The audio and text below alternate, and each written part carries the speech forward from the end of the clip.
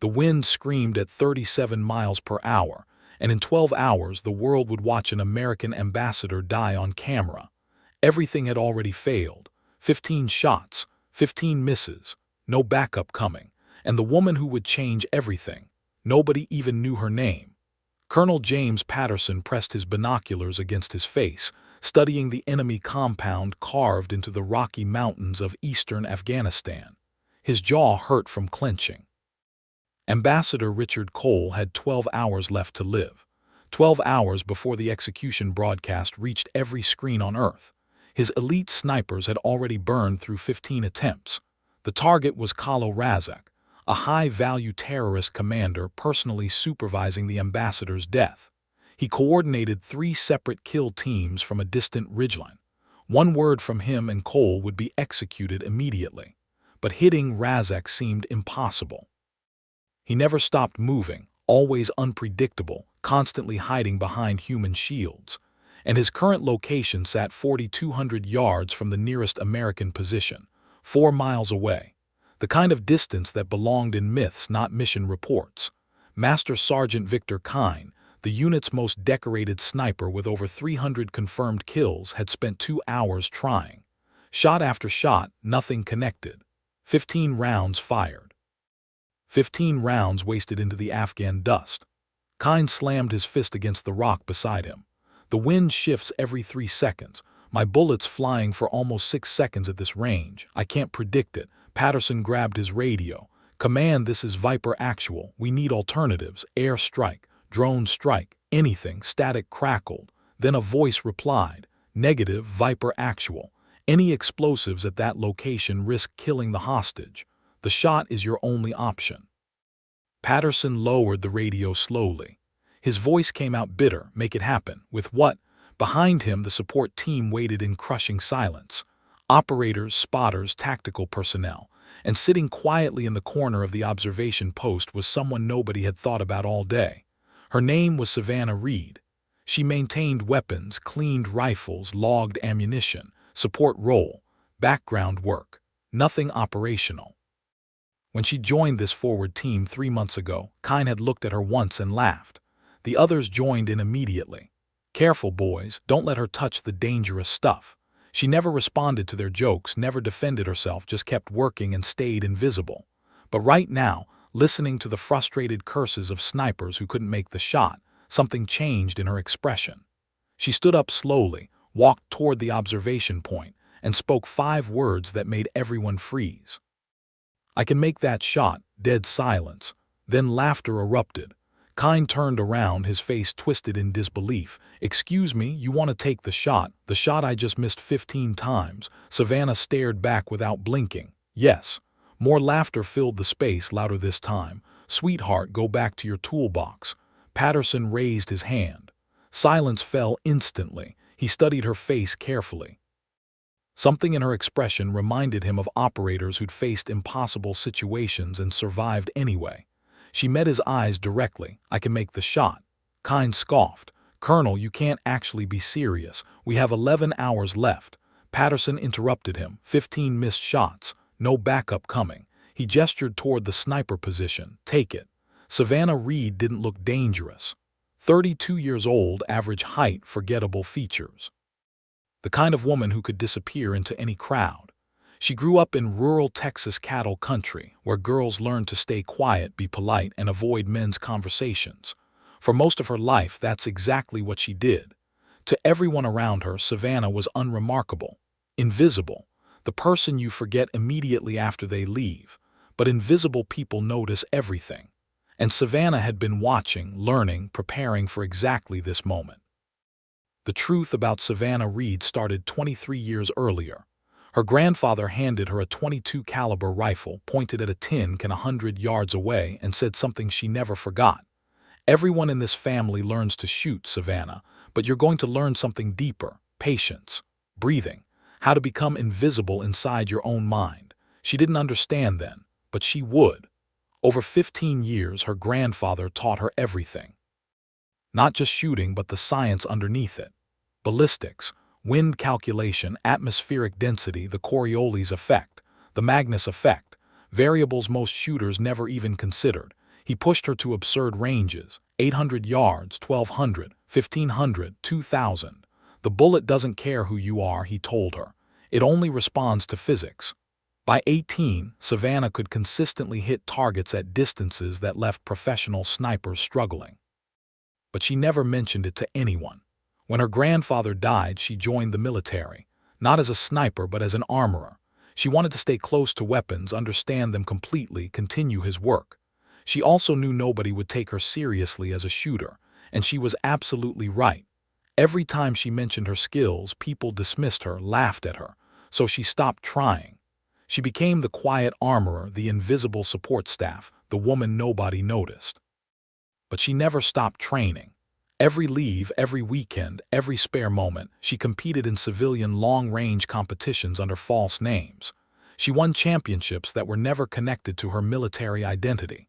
She built custom rifles, calculated her own ballistic tables, developed techniques that pushed beyond what people considered possible. And through it all, she waited for the moment when being invisible wouldn't matter anymore, for the shot that would prove everything. Savannah moved toward the sniper position.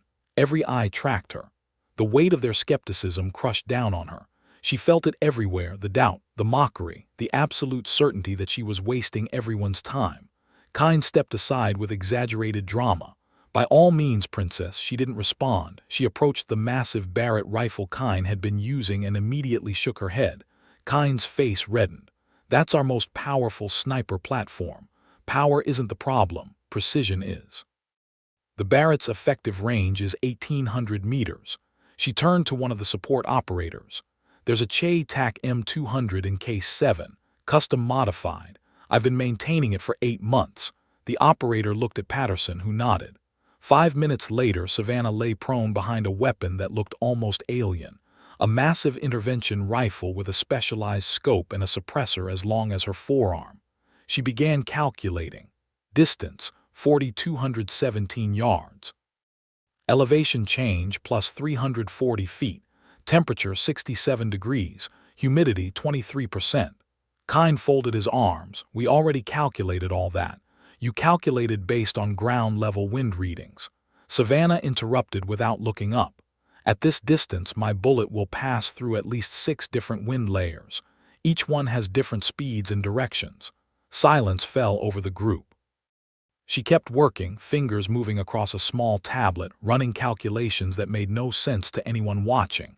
Additionally, at 4,200 yards, Coriolis's drift becomes significant. Earth's rotation will push the bullet approximately 31 inches right during flight. Kine stared at her. How do you even know that? Physics. Savannah looked up briefly. Then she returned to her scope. Now please be quiet. The minutes stretched endlessly. Savannah lay perfectly still, breathing slow and controlled, never leaving the scope. She watched the target, tracking Razek's movements, calculating patterns. The entire team stood frozen behind her. Even Kine had stopped making comments. Something about the absolute focus radiating from this woman demanded respect. Patterson checked his watch. 10 hours and 43 minutes until execution. Savannah didn't respond. She was watching wind indicators she'd mentally mapped across the terrain. Grass movements, dust patterns, heat shimmer variations. Every few seconds she made tiny adjustments to her scope.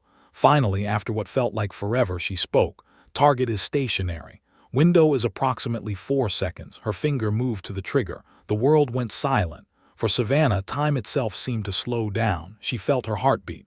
62 beats per minute. She waited for the space between beats. The moment of absolute stillness. Her grandfather's voice echoed in her mind. When everything goes quiet, that's when you take the shot. She exhaled halfway and squeezed. Boom! The Che-Tak roared. The .408 caliber bullet erupted from the barrel at 3,000 feet per second, beginning its incredible 4,217-yard journey through Afghan sky. Savannah didn't move. She counted silently. 1, 2, 3, 4, 5. The bullet traveled through wind layers, losing velocity, dropping with gravity, drifting with Earth's rotation. All exactly as she'd calculated. 5.7 seconds, 5.8. The team watched through spotting scopes. 9 seconds after the trigger pull, Kalo Razek's head snapped backward violently. He crumpled and didn't move again. Dead silence on the observation post. Then pandemonium exploded. "Oh my God, that's impossible. That can't be real." Kine grabbed his binoculars, staring at the distant ridgeline where the terrorist commander now lay motionless. His face had gone completely white. 4,200 yards, he whispered. She just made a 4,200-yard shot on a moving target. He turned to look at Savannah, who was calmly loading another round, still watching through her scope. She had already moved on to the next problem. 3 hostiles remaining near the hostage position. Ranges 1,200 yards, 1,340 yards, and 1,480 yards. Patterson's voice cracked. Authorized. Boom. 1 down, boom, 2 down, boom, 3 down. In under 45 seconds, Savannah Reed had eliminated every threat to the hostage. The rescue team moved in without a single shot fired in return. And in the observation post, 20 hardened Special Operations soldiers stood in stunned, absolute silence. But the mission wasn't finished. As the rescue team reached the compound, the radio crackled. "Viper Actual, we have a problem. Enemy Quick Reaction Force inbound. 12 vehicles, approximately 60 fighters approaching from the northeast." Patterson's blood ran cold. "We don't have extraction assets for another 20 minutes. The rescue team was exposed. The hostage was still being moved to the extraction point. If those vehicles reached the compound, everyone would die." Kine grabbed his rifle. "We need to slow them down somehow." "How far?" Savannah asked, still scanning through her scope. The spotter checked his equipment. "Lead vehicle is at 3,800 yards and closing." Everyone turned to stare at her. "You just fired 4 consecutive shots," Kine said. "Your barrel is heating up. Your accuracy will drop significantly if I have a second barrel in case 7. Savannah interrupted, pre-zeroed and ready.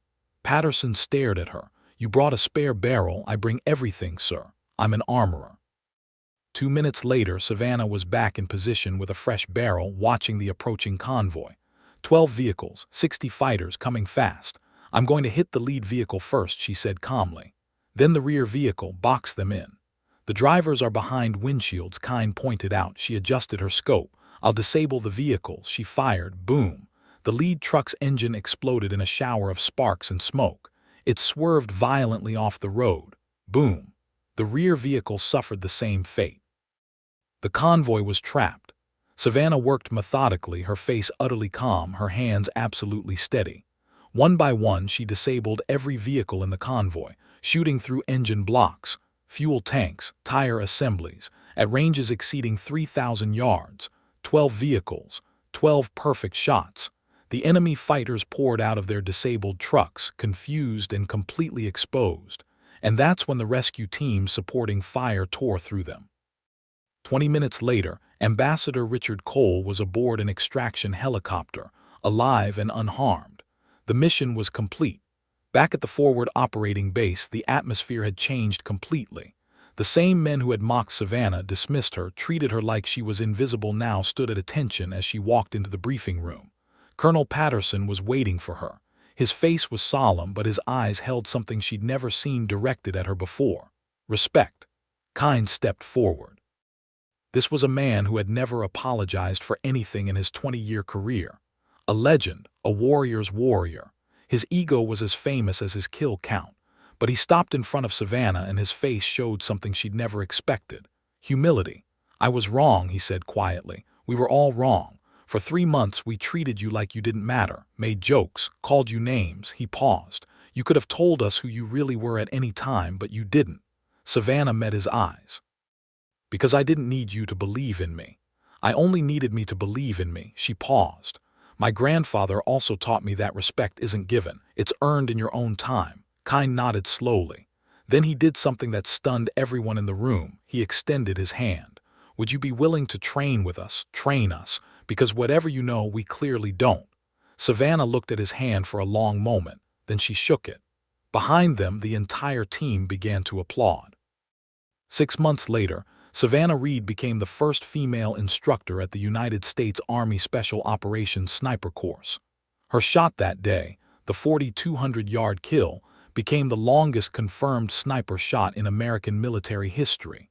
It was studied, analyzed, and used as a training example for years afterward. But Savannah never bragged about it. On her first day as an instructor, she stood before a class of skeptical young snipers. Most of them men who looked at her the same way Kine's team once had. She let them underestimate her. Then she walked to the firing line, picked up a rifle, and hit a target at 2,800 yards on her first shot. The room went silent. She turned to face them.